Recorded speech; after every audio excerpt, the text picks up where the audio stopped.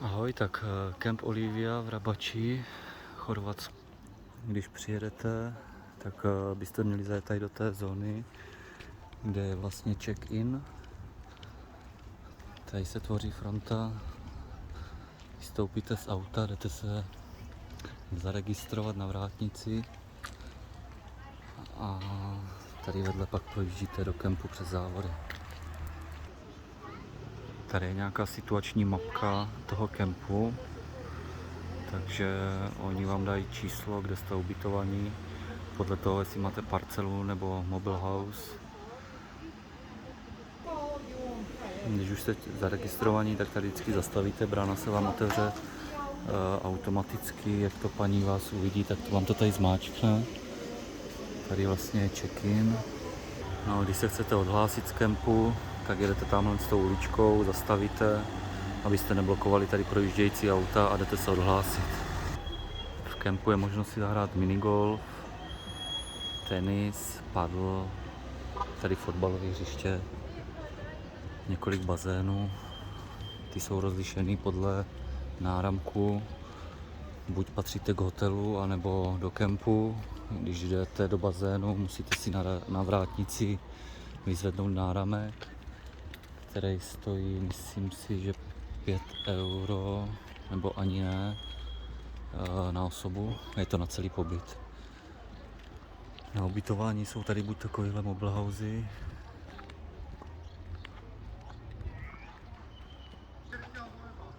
nějaký tenis.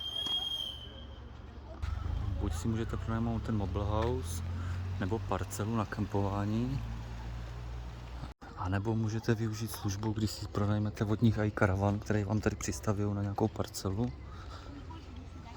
A můžete se jet tam osobním autem a bydlet vlastně v jejich karavanu. Uvnitř kempu je pár malých obchůdků, jak se zeleninou, tak i nějaký market. Taky pečivo, časopisy. Kemp vlastně sousedí přímo s hotelama.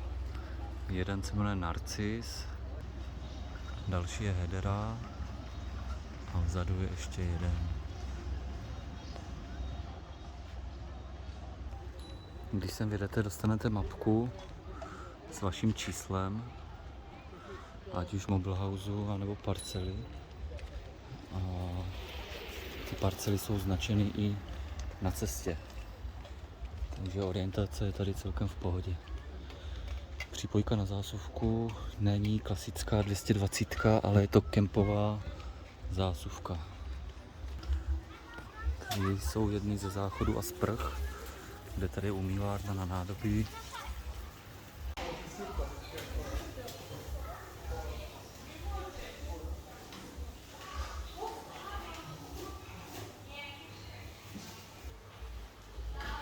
Sociálky jsou celkem čistý, uklízený několikrát denně. Tady se dá napouštět voda a tady je výlevka na chemické záchody. Kontejnery.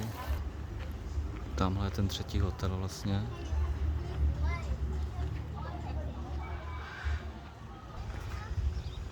Kemp vlastně sousedí přímo s mořem. Jinak tohle je vlastně přímo ta kempová zásuvka.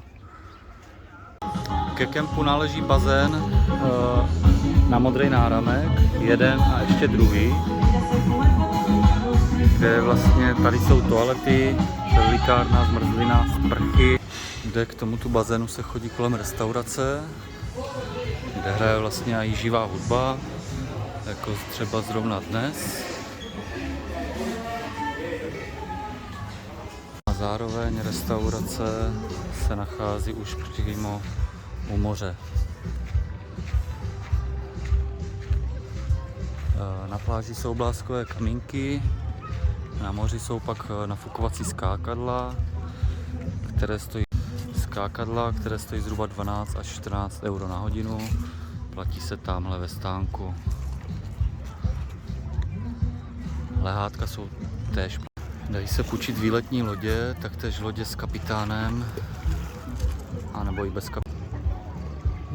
Voda je tu celkem dosti čistá.